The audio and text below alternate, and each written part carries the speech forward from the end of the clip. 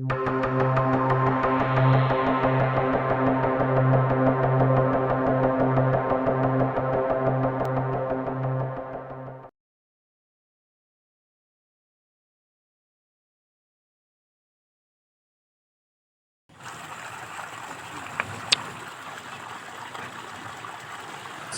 warahmatullahi wabarakatuh. Waalaikumsalam warahmatullahi Sampurasun. wabarakatuh. Kembali bersama kami teman-teman di channel Ekstra Dimensi. Untuk pembahasan kali ini kita akan melanjutkan bahasan sebelumnya yang menyinggung sedikit tentang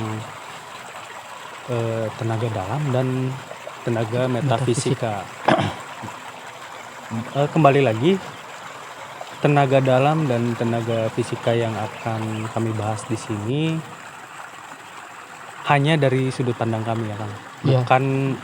Bukan apa yang namanya, kami tidak berusaha mengakomodir pandangan-pandangan lain karena tidak punya kapasitas untuk itu juga.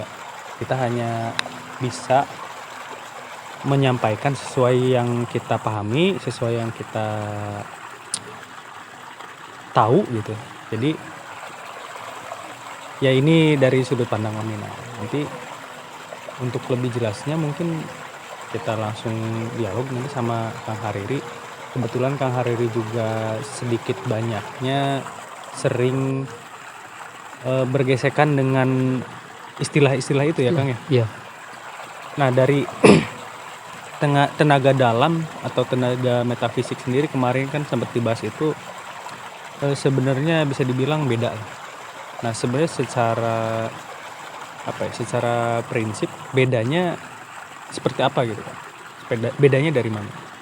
Ya, beda tenaga dalam sama tenaga metafisik sebenarnya secara dasar tenaga dalam itu ya secara artinya saja berarti tenaga yang ada di dalam kita. Artinya tenaga yang masih ada di dalam tubuh kita. Ya. Itu tenaga dalam. Nah, sedangkan tenaga metafisik adalah pengolahan dari tenaga dalam itu sendiri. Seperti contohnya misalkan garis besarnya adalah perbedaannya ketika tenaga dalam itu diaplikasikan di luar tubuh kita, maka itu sudah menjadi tenaga metafisik. Kalau bahasa bahasa yang lebih gampangnya, mudahnya mungkin tenaga metafisik itu dihasilkan dari tenaga dalam. Itu aja. Jadi bahannya itu tenaga dalam. Nanti ketika keluar, pengeluarannya, outputnya adalah jadi tenaga metafisik. Mungkin seperti itu. Berarti apakah nanti ketika tenaga dalam tadi kita pakai, kita gunakan, kita keluarkan, itu melulu jadi tenaga metafisik atau bisa untuk hal lain? Maksudnya apa tenaga lainnya atau energi lain pun disebutnya tenaga metafisik? Iya, pada dasarnya semua energi yang ada di tanda kutip alam semesta ini sebenarnya dikatakan metafisik. Kenapa metafisik? Karena sudah tanda kutip tidak terlihat lah, bahasa orang umumnya kan gitu. Kalau metafisik itu tidak terlihat atau goib gitu kan, seperti itu. Tenaga metafisik itu bisa terlihat, bisa nampak, bisa nyata kalau dia bersatu dengan metafisik yang lain. Contoh paling gampangnya adalah air. Air itu terdiri dari hidrogen sama oksigen, HO2, H2O. Hidrogennya 1, oksigennya 2. Ketika bersatu maka menjadi air. Kelihatan, kita bisa pegang, kita bisa rasakan gitu kan. Nah, kalau metafisik sendiri, hidrogen itu metafisik enggak? Metafisik. Karena kita tidak bisa melihat, karena enggak ada fisiknya. Metafisik, jadi enggak ada fisiknya. Gitu kan. Terus oksigennya sendiri sama. Oksigen itu kalau mau nyata ya di sekitar kita kan ini ada oksigen. Kita bisa melihat tidak? Nggak bisa ya, kecuali mungkin perlu alat tertentu gitu kan. Nah, kemudian mereka bersatu, hidrogen sama oksigen menyatu, di situ terjadilah air. Mungkin seperti itu penjelasannya. Berarti kan pengetahuan saya nih, yang namanya metafisik itu melulu tentang ya balik lagi ke hal-hal yang goib itu yang kalau secara pandangan orang awam kayak saya, goib itu ya tidak terlihat, jin. Atau gampangnya setan, jin, terus penampakan metafisik itu kan sekarang yang gambarkan di media itu, kalau kita mau membahas metafisika itu akan larinya selalu ke sana. Iya. Mistis lah. Mistis Larinya ya, ke mistis. arahnya ke ya itulah hal-hal berbau goib sendiri jadinya lebih apa ya? Lebih mengarah ke mengerucut. mistis itu ya. Jadi tidak meluas arti goib sendiri gitu. Sebenarnya secara dasar arti goib itu adalah tidak terlihat. Jadi Tidak terlihat. apapun yang tidak terlihat itu adalah goib. Misalkan kita ada di sini terlihat, ya itu Ya. tidak goib. Ya. Tapi secara 5 menit kemudian kita pindah, misalkan pindah ruangan, itu kan kita tidak terlihat Oleh orang lain. oleh maksudnya. orang lain. Ya itu ya kita sebutnya goib. Berarti kita sekarang di sini bagi orang yang ada di Kalimantan atau itu Sumatera, goib. kita itu goib bagi Goib mereka. bagi gitu. mereka. Gitu kan, Mereka seperti tahu kita ada, ya seperti itu. Konsep bangsa jin juga kan sebenarnya seperti itu. ya kita tahu. Bangsa jin itu ada, tapi karena mereka berada di dimensi yang berbeda dengan manusia. Kalau Ya. ada di sebagian Islamnya ada hijab tertentu, makanya kita tidak bisa melihat mereka. Tapi kita bisa merasakan mereka tidak. Secara energinya kadang-kadang bisa, ada orang-orang bisa, ya kan? Ada misalkan kata orang umum mah merinding. Nah, Ya, proses gampang merinding gitu. itu adalah proses gesekan dan sebagainya macamnya. Bisa jadi, bisa iya, gitu kan, seperti itu. Walaupun nanti dibantah sama tim kedokteran Iya, atau kesehatan. tim neurologinya akan dibantah Iya. karena merinding itu proses alamiah tubuh ketika pori-pori membesar misalkan, terus ada yang menguap dari Ya, apalagi. hasil apa ya, kimiawi tubuh kita, Ya gitu. gitu kan, seperti itu. Bagi orang-orang misalkan orang-orang yang indigo, maka kepekaan itu termasuk proses gesekan sebenarnya antara apa ya, dunia kita atau dimensi kita dengan dimensi bangsa itu misalkan. Nah itu kan proses-proses seperti itu. Gaib tidak, iya, tapi kita bisa merasakannya seperti itu. Bedanya. Jadi gaib secara di Istilah. pemahaman kita tidak melulu dengan bangsa jin, bangsa Iya. bangsa apa gitu, seperti itu. lebih kepada konsep sederhana di kita adalah gaib itu tidak terlihat, itu aja sih. Tadi menyinggung dimensi ya, jadi kepikiran saya. Berarti sebenarnya kalau bisa dibilang itu dimensi, kalau kita gambarannya dimensi kita rumah kita, dimensi bangsa jin ya rumah bangsa jin gitu. Iya. Berarti kan harus ada sesuatu yang menghubungkan. Nah itu Iya. yang menghubungkannya itu biasanya apa itu? Atau apa itu? Saya kan nggak tahu nih Kang. Kalau di bahasa kita yang menghubungkan antara dimensi dengan dimensi itu adalah frekuensi. Nah, frekuensi getaran, vibrasi. Nah, vibrasi itu yang menghubungkan, gitu kan. Makanya sangat mungkin ketika seseorang misalkan ada bertiga main ke tempat yang serem, kenapa kemudian yang ngelihatnya cuma satu, Ya. yang duanya tidak? Ya. Itu karena frekuensi yang lihat dengan frekuensi yang terlihatnya itu sama frekuensinya, sehingga bisa melihat, sedangkan dua orangnya itu tidak dalam frekuensi yang sama. Itu sehingga wajar kalau misalkan ada beberapa orang di tempat yang katanya serem terus yang melihatnya cuma satu atau dua. Itu karena proses keterhubungan merekanya seperti itu. Ya. Balik lagi nih yang bahasan sebelumnya. Jadi bisa tidak bangsa jin itu membantu meningkatkan, misalnya kayak saya ini tenaga dalamnya kalau diukur misalnya saya tuh ada, kalau dari skala 1 sampai 100 saya ada di skala 40 misalnya. Terus saya tanda kutip kerjasama sama bangsa jin, terus dibantu jadi ningkat 80% atau bahkan 100%, itu bisa nggak? Secara pemahaman di kita sebenarnya bisa saja seperti itu, tetapi bangsa jinnya yang harus lebih tinggi daripada kita level energinya. Tetapi yang banyak kasus sebenarnya di kalau kita sih meyakini ya, bangsa jin itu sebenarnya tidak bisa menaikkan tanda kutip kapasitas energi manusia. Kenapa? Karena bangsa jin sendiri sebenarnya ketika mereka bekerja sama manusia itu lebih mengambil keuntungan. Ada sesuatu yang diinginkan. Iya, sesuatu yang diinginkan, dengan alibi dia membantu dan sebagainya macamnya. Sebenarnya ketika tanda kutip manusia bekerja sama bangsa jin, yang lebih diuntungkan itu bukan manusianya sebenarnya. Sebenarnya bangsa jinnya yang diuntungkan, gitu kan. Dari mana? Sebenarnya ketika kita melakukan ritual dan sebagainya macamnya yang notabene nanti dapat income ya, keuntungan dari bangsa jin, sebenarnya itu kita lagi ngolah diri kita sendiri. Cuman maksudnya ketutup dengan pemahaman bahwasanya bangsa jin bisa naikin energi kita misalkan seperti itu. Karena sejatinya bangsa jin itu tanda kutip pemahaman kalau di kita bangsa jin ya tidak sempurna. Konsep sempurnanya bukan berarti manusia itu lebih baik ya. Iya. Bukan. Konsepnya tidak seperti itu. Sempurna dari pembentukan saja. Manusia itu komplit. Iya. Ada fisik, ada metafisiknya. Iya. Sedangkan bangsa jin itu murni pure metafisik. Gitu kan? Mereka bisa fisik. Bisa, asalkan mereka bersatu dengan metafisik yang lain.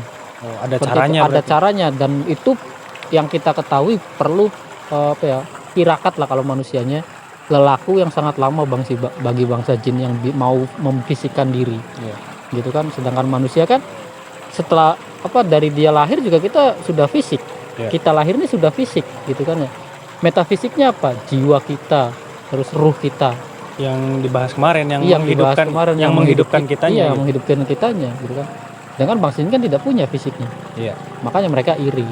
Seperti itu. Nah, kalau berkaitan dengan bangsa jin ini, bangsa jin itu kan dalam agama saya makhluk gitu, nama sebuah makhluk. Terus ada muncul keluar istilah kemudian khodam terus korin, terus ada lagi istilah-istilah orang kampung itu siluman yang kayak gitu-gitu. Maksudnya apakah sama dari bangsa jin atau perbedaannya apa antara tadi itu khodam, korin, siluman lah atau setan-setan yang dimaksud saya ini yang ketika di film-film horor itu kan setan. Nah, itu tuh apa gitu bedanya? Sejatinya sih mau siluman, mau korin, mau khodam, sejatinya itu bangsa jin. Bangsa jin asalnya bangsa jin. Korin itu adalah bangsa jin pendamping kita. Bukan yang mendampingi, tapi tugas nyatanya adalah ngintil untuk mengikuti. Ngintil berarti. Dia king copy, bahasa kitanya king copy, mengcopy apa yang ada di kita, karena jin korin itu tercipta, atau kalau bahasanya tercipta ketika kita lahir. Ketika kita lahir maka ada satu jin yang ditugasi atau diciptakan untuk memata-matai lah kalau bahasa kitanya ya, memata-matai. Apa yang kita bisa, jin juga bisa. Korin juga bisa. Ya, jin korin juga bisa. Si jenis korin ini. Iya, yang jenisnya jin korin ya. Itu kenapa kemudian kita tidak jadi masuk akal ketika ada yang kesurupan, misalkan kesurupannya ada seorang anak yang kesurupan bapak dari kakeknya misalkan. Kan nggak mungkin ketemu si anak kecil ini yang bapak kakeknya gitu kan. Walaupun kasusnya ada jarang. Iya, sangat jarang. Kan nggak ketemu tuh sama bapak kakeknya gitu kan. Tapi kenapa kemudian dia tahu nama bapak saya ini, nama kakek saya ini, nama bapaknya kakek ini. Wah, hidupnya seperti apa dan sebagainya macamnya. Jadi masuk akal. Mereka dapat informasi dari mana? Jin yang merasuki si anak itu. Misalkan ia ada kesurupan. Ya dari jin korin ini. Jin korin ini yang tugasnya nanti mengikuti, ngintil lah, mengikuti kemanapun. Kita bisa matematik. Jin korin juga bisa. Kita bisa dalam misalkan spiritual. Kita bisa nyembuhin orang, nerapi orang. Jin juga bisa. Jin yang korin itu juga bisa. Gitu kan, bener-bener king copy. Makanya jangan kaget untuk teman-teman di luar sana ketika ada orang kesurupan terus dia tahu sejarahnya, informasi dari anak ini. Iya, 1000 tahun misalkan atau berapa ratus tahun yang lalu. Informasinya ada di bangsa jin. Itu. Terus apalagi tadi khodam itu sebenarnya adalah secara arti pembantu. Ya barangkali nanti dari bahasa Arab ada yang koreksi mangga gitu kan ya. Tapi yang kita tahu secara arti sendiri khodam itu adalah pembantu. Pembantu itu maksudnya bukan yang mohon maaf kayak ART bukan. Bukan. Yang membantu asisten. Ya, asisten kita gitu kan. Yang kemudian kebanyakan Khodam itu didapatkan dari proses penaklukan. Nah, ini yang menurut kita salah. Gitu kan? Salah tuh dari sisi manusianya apa sisi Dari maksudnya pemahaman manusianya. pemahaman si orang ya? Iya, pemahaman si orangnya gitu kan ya. Ada yang proses penaklukan, ada yang proses titipan dari leluhur, Ya. ada yang proses dari ya enggak apa-apa karena jinnya aja yang suka. Gitu tuh. Jadi Sukarela sukarela berikrar. membantu. Iya, membantu kepada orang tersebut. Tapi sejatinya baik nggak ini? Ya tergantung sudut pandangnya, gitu, sudut pandangnya. Kalau misalkan di kita pribadi, pemahaman kita pribadi, selama khodam itu menggiring kita kepada Tuhan Yang Maha Esa, ya itu baik, Baik ya. baik. Selama kita tetap sadar Iya. bahwasanya dia bangsa jin, kita bangsa manusia, jangan saling mengganggu. Tapi ya yang kita pahami selama ini sih, khodam yang tanda kutip selama ini itu ya menggiringnya menjauhkan manusia dari Tuhan Yang Maha Esa gitu. Ya kayak saya pernah dengar ada orang ngaku saya khodamnya wali, saya khodamnya raja Jawa atau raja Sunda misalnya kayak gitu kan. Nah, itu gimana? Apa pengakuan si jinnya aja atau gimana? Itu sebenarnya pengakuan jinnya aja kalau kata kita. Sekarang yang khodamnya wali, dia kalau ada di salah satu tingkatan makomnya apa gitu tuh. Iya kan? Makomnya apa gitu. Ya masa makomnya orang biasa terus khodamnya wali. Bahkan ada yang ngaku khodamnya malaikat. Nah, itu Gitu kan. maksudnya kontradiksi. Malaikat kan malaikat Iya, bangsanya. bangsa malaikat sendiri. Dan malaikat dan jin itu kan Berbeda. dari ya yang di agama saya malaikat sama jin unsur pembentukannya aja beda. Iya. Itu yang kita kemudian menganggap bahwasanya semua tanda kutip ya, semua khodam itu yang tidak menggiring kita ke pemahaman atau keimanan terhadap Tuhan Yang Maha Esa, maka itu dikatakan udahlah nggak baik gitu. Seperti itu. Ada nggak khodam yang baik? Ya kata kita mah perbandingannya kalau ada 1000 tuh cuma satu paling. Ya ada Ada gitu kan ya, seperti ya, kita itu. jangan menjudge jangan gitu. suujon ke Iya, jin. nggak boleh juga karena ada beberapa jin juga yang tanda kutip beriman kepada Tuhan Yang Maha Esa. Ya kayak saya pernah dengar jin muslim itu dia itu berdiam di rumah orang-orang muslim katanya. Nah, LP itu juga iya. disebut hodam juga. Tidak semua sih sebenarnya, tidak semua bangsa jin muslim diam di rumah-rumah orang muslim, tidak semua seperti itu. Bahkan kalau yang kita pahami sih, misalkan kita berbicara jin muslim itu tidak akan mengganggu manusia. Bahkan dia tidak ngasih tahu bahwasanya ibadah tuh gini, enggak. Karena jin muslim itu sudah sibuk dengan ibadahnya masing-masing. Iya. Karena ada riwayat yang pernah kita baca, semua bangsa jin itu bersedih hati karena ada istilah bahwasanya bangsa jin itu diciptakan untuk menyesatkan. Oh gitu. Bukan menyesatkan tapi apa ya? Menyelewengkan lah. Jadi dihukumi bahwa semua jin itu pasti tujuannya itu. Ya kayak manusia dihukumi oleh malaikat zaman dulu itu, dihukumi mereka itu tuh yang akan membuat kerusakan di muka bumi kan, seperti itu. Kata Gusti Allahnya, kamu tahu apa gitu? Iya, kan, seperti itu. Makanya bangsa jin tuh banyak yang protes. Kalau bercandanya banyak yang protes. Itu kan setan katanya, ya kan? Setan kan minal jinnati wan nas gitu kan kalau di agama Islam. Dari manusia juga dari ada. Bangsa manusia juga ada katanya kan gitu. Seperti itu. Jadi mending untuk teman-teman yang belum siap, mending nggak usah lah nyari khodam gitu kan, karena secara tingkatan sendiri kita sama bangsa jin itu ya sempurnaan bangsa manusia gitu kan, konsepnya nggak masuk. Masa yang lebih sempurna minta minta bantuan atau kepada orang di bawahnya yang tidak sempurna. Preman pasar jago banget minta ini bantuin saya gitu kan. Iya kan, lucu jadinya gitu kan. Mending hayu gitu kan. Terus yang selanjutnya adalah siluman. Siluman kalau di bangsa kitanya sendiri, siluman itu adalah makhluk bangsa jin yang tinggal di transdimensi. Maksudnya transdimensi itu ada kita dimensi manusia sama dimensi bangsa jin. Nah, dia diem di antara dimensi antara dimensi tengah-tengah. Dimensi transisinya. Dimensi transisinya. Ya. Makanya ada lagi yang mengatakan gini, siluman itu adalah bangsa campuran antara manusia sama bangsa jin.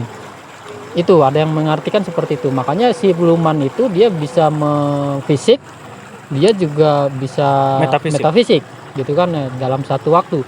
Ya mangga itu mah pemahamannya teman-teman, tapi kalau di pemahaman kita siluman itu ya bangsa jin yang sudah memiliki kekuatan tinggi sehingga dia mampu kalau bahasa dulu mencala putra mencala putri. Apa tuh? Mencala putra mencala putri itu bisa berubah wujud sekehendak dia.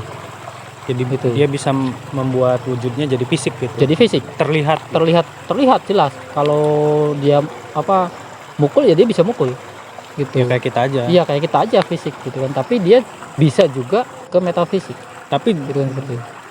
Mungkin nanti kemampuan fisiknya juga mungkin beda kan, kayak manusia yang fisik yang memang dari lahir fisik. Beda, tetap beda. Kalau ininya tidak 100% lah. Iya. Tidak 100%. Dan dia juga kayak bisa mempertahankan itu ibaratnya selama-lamanya. Maksudnya selama-lamanya itu dalam arti sepanjang umurnya, sepanjang hayat dia itu, sepanjang jatah umurnya mungkin bisa nggak mempertahankan bentuk fisiknya itu? Bisa. Sangat bisa. Bahkan konon katanya itu bisa menjadi benar-benar fisik manusia. Berarti fisiknya manusia? Iya. Bukan kan kalau di film-film zaman dulu siluman ular. Jadi dia tuh seolah-olah ular yang bisa jadi manusia atau manusia yang bisa jadi ular gitu. Itu bisa juga binatang yang lain, bentuknya binatang yang lain, tergantung dia memanfaatkan DNA-nya apa. Wah, berat ini. Berat lagi kan? Jadi seperti itu. Jadi kalau pemahaman kita sebenarnya siluman itu ya makhluk yang memiliki kemampuan untuk merekayasa genetik gen di dalam tubuhnya, sehingga dia bisa berubah menjadi ya tadi sekehendak dia, misalkan ada menjadi ular, menjadi apa gitu kan, itu seperti itu. Jadi tidak melulu siluman itu itu masuk urusan gaib dan sebagainya macamnya gitu kan, seperti itu. Balik lagi nih ke perdimensian Kang, karena masih nyambung ke judul channel kita ya, channel kita Ekstra Dimensi. Menurut saya nanti harus kita bahas juga tentang maksudnya dimensi gitu, tentang apa itu dimensi, pengertian menurut sudut pandang kitanya dimensi itu apa gitu. Tapi karena sekarang juga waktu udah mulai gelap, kita juga harus, karena di agama kita mengajarkan ibadah jadi ya kita harus beribadah gitu. Mungkin kita cukupkan dulu bahasan kali ini. Nanti untuk bahasan selanjutnya dimensi berarti ya. Dimensi. Kita akan dimensi. Terima kasih untuk teman-teman yang telah menyimak konten video kami. Mohon masukan di kolom komentar, atau jika ada yang ingin ditanyakan terkait isi di video kami kali ini, silahkan di kolom komentar, atau ada yang ingin menambahkan. Iya. Maksudnya menambahkan itu barangkali kita ada keliru tentang terutama istilah-istilah di agama yang mungkin kita juga, terutama saya awam gitu tuh. Silahkan juga di kolom komentar. Kolom komentar terbuka untuk diskusi. Untuk konten kali ini dicukupkan sekian. Wassalamualaikum warahmatullahi wabarakatuh. Sampurasun.